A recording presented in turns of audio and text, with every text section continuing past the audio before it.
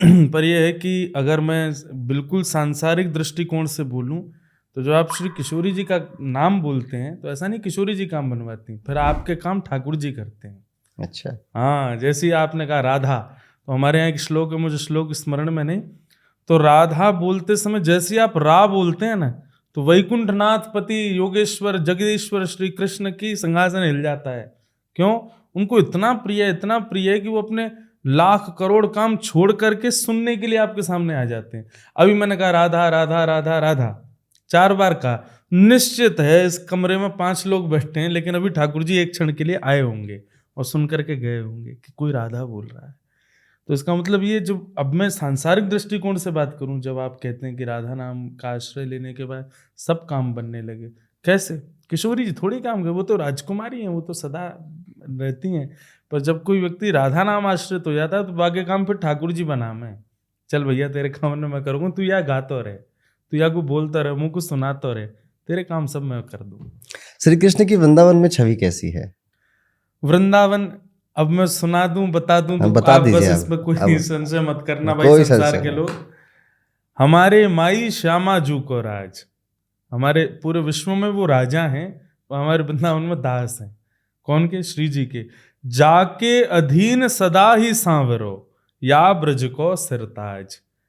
सांवरो जिसके सदा अधीन है, अधीन मतलब ऐसे खड़े रहते हैं ठाकुर जी किशोरी जी के सामने। तो हमारे वृंदावन में अगर आपको ठाकुर जी की छवि कैसी, तो श्री लाडली जी के दास की छवि है हमारे ठाकुर जी की।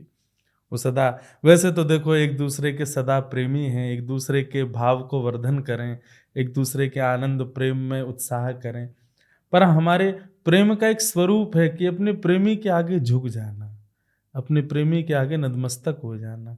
वो स्वरूप योगेश्वर कृष्ण का वृंदावन में। आजकल वृंदावन में भीड़ बहुत हो रही है। वो हो रही है प्रदर्शन की, दर्शन की नहीं है।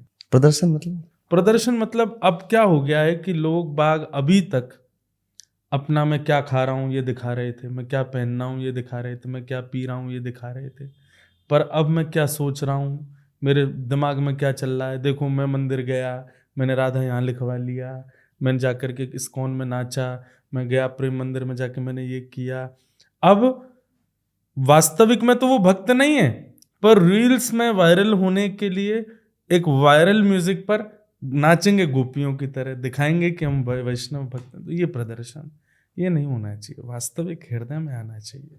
कहीं ना कहीं ये अच्छी बात भी तो है कि किसी बहाने से तो राधा हाँ, नाम वो बोल रहा बात है। तो फिर तस्मात् केनाप्युपायेन मनः कृष्णे निमेषयेत्, नारद जी कहते हैं भागवत में, किसी भी उपाय से सही मन लगना चाहिए ठाकुर जी में, परंतु जरूरी थोड़ी ऐसे ही सीधे सीधे, ठीक है एक बार एक बहाने से लग गए, तो अब उस बहाने को वास्तविकता भी तो बनाओ, धीरे धीरे वो वास्तविक भी होना चाहिए।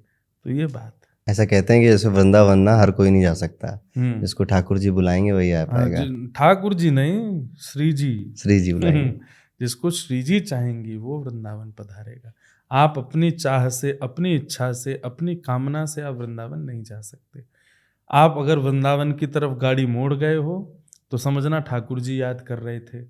जैसे ही वृंदावन में गाड़ी प्रवेश कर जाए तब कहना नहीं, श्री जी याद कर रही थी। वृंदावन यहाँ बैठ के, नोएडा में, दिल्ली में, मुंबई में, कहीं पर बैठ के वृंदावन की याद आ जाए तो समझना ठाकुर जी ने आपका स्मरण किया। लेकिन आप फ्लाइट में बैठ गए तो भी समझना ठाकुर जी स्मरण, गाड़ी पकड़ करके नोएडा से दिल्ली की ओर जाने तो भी ठाकुर, लेकिन वृंदावन में जैसे ही प्रवेश करो, वृंदावन में जब पहुंच जाओ, प्रेजेंट हो जाए, तब कहना नहीं ठाकुर जी नहीं। ठाकुर जी करते तब तक तो वृंदावन से बाहर ही रहते, वृंदावन के भीतर आ गए, इसका मतलब श्री जी ने याद किया था, श्री जी स्मरण कर रहे थे। कौन सी वो जगह है जो अगर वृंदावन कोई जाए तो जरूर जाना चाहिए उसे? वृंदावन में एक कोई स्थान ऐसा नहीं है कि जिसको हम स्पेसिफिक कहें कि वो ही श्रेष्ठ है। वृंदावन के कण को मरम न जाने कोई, वृंदावन के वृक्ष को मरम न जाने, वृंदावन का कण कण, वृक्ष वृक्ष, हर स्थान, आप बस सीमा, जो वृंदावन का जो परकोटा है उससे भीतर पहुंच जाओ, उसके बाद फिर चाहे कहीं पड़े रहो। कोई मंदिर जो बताना चाहें आपकी, इन मंदिरों में जरूर जाना? जितने हो सके ज़्यादा से ज़्यादा जाओ। कोई एक, अभी क्या हो गया है कि मैं हाथ जोड़ के निवेदन करूं, वैष्णव जन केवल बिहारी जी तक ही सीमित रहते हैं। बिहारी जी को हम लोग ब्रजवासी जन ऐसा कहते हैं कि भाई वृंदावन बचो रे, या हमारे बिहारी जी बाहर खड़े हो गए, बोले मेरे पास ही आओ, यहीं से लौट जाओ। ताकि वृंदावन सुरक्षित रहे भीतर। पर मैं चाहूंगा कि वैष्णव यदि आप भाव से बन गए हो तो वृंदावन के भीतर प्रवेश करो। बिहारी जी, राधा वल्लभ जी, राधा रमन, मुख्य रूप से हमारे वृंदावन में राधा रमन, राधा वल्लभ और श्री बिहारी जी विराजमान है। बाकी मंदिरों का तो शहर है, 5,000 से ज़्यादा मंदिर हैं। गोपीनाथ जी को कई ठाकुर हैं, वो मुगल काल में बाहर प्रस्थान कर गए तो राजस्थान में विराजते हैं। बाकी वृंदावन जाओ तो मैं तो ऐसा कहता हूँ कि वृंदावन जाती सबसे पहले वृंदावन के धूल कण को माथे से लगाओ। दूसरा, वृंदावन के वृक्षों को प्रणाम करो।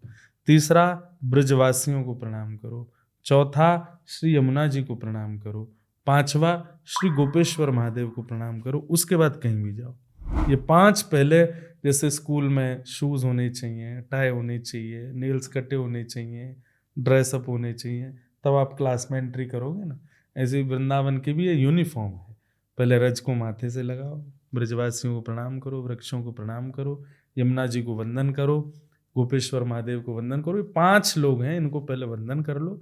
फिर आप बिहारी जी जाओ, राधा वल्लभ जी जाओ, राधा रमन जी जाओ, राधा दामोदर जाओ, कहीं भी जहां आपका मन करे जाओ।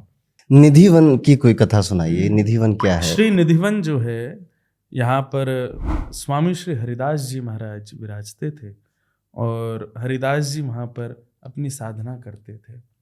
हरिदास जी कौन हैं? जिन्होंने श्री बिहारी जी को प्रकट किया।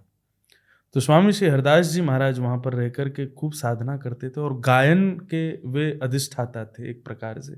उन्हीं के शिष्य थे तानसेन, जो राग मल्हार गाते तो वर्षा होती, राग दीपक गाते तो दीप जल जाते थे। तो वो उनके शिष्य थे। सोचो गुरु जी क्या होंगे। जिन तानसेन का नाम अकबर आदि राजा भी सुनकर के अपने 100 काम छोड़ते थे पर उसको सुनना है। सोचो उस तानसेन के गुरु जी थे स्वामी श्री हरिदास जी, वो वहां विराजते थे। स्वामी जी महाराज वहीं रहते थे, उनके कुछ शिष्यगण भी रहते थे। स्वामी जी गायन करते थे और एक कुंज, वृक्षों की एक कुंज थी, उस कुंज को प्रणाम करते थे। सबने पूछा कि आप इस कुंज को प्रणाम क्यों करते हो, क्या है इस कुंज में? तब एक दिन उन्होंने अपने एक शिष्य को कहा कि आप जाइए, जा करके उस कुंज में प्रणाम करिए और वहां से कुछ प्रसाद लेकर के आना, वहां कोई विराज रहे हैं।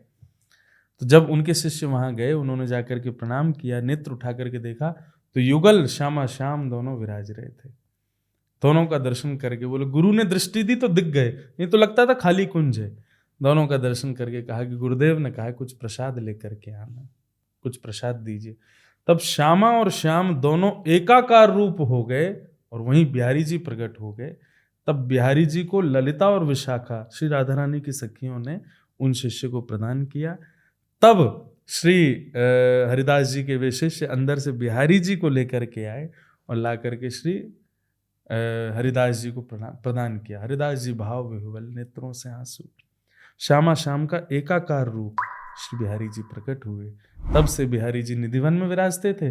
फिर बाद में वो सेवा गृहस्थों के उसमें आ गई, क्योंकि संत महापुरुष तो अपने भजन में इतने तल्लीन हो जाते, कई बार भोग लगाना ही भूल गए, कई बार ठाकुर जी शयन कराना भूल गए। तो फिर गृहस्थाश्रमियों के पास से सेवा आई। तब निधिवन से ठाकुर जी आकर के मंदिर में विराजमान हो गए। एक सेठ जी ने मंदिर बनवा करके ठाकुर जी को यहाँ विराजमान किया। वो कुंज बिहारी वाला मंदिर? हाँ, बिहारी जी प्रकट हुए निधिवन में।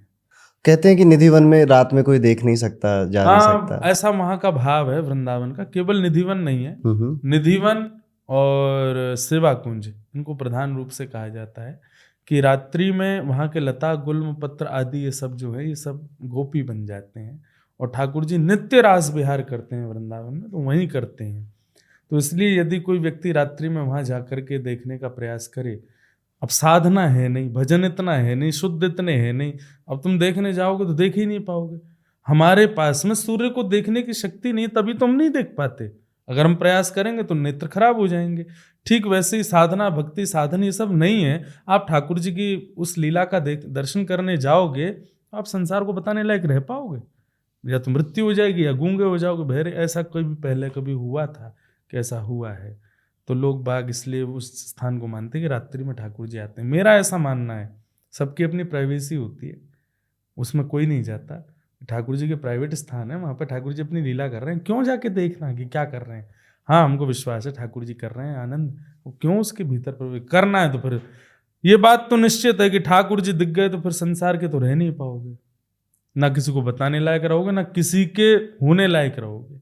इसलिए भैया संसार में बने रहो, ठाकुर जी को अपनी लीला करने दो।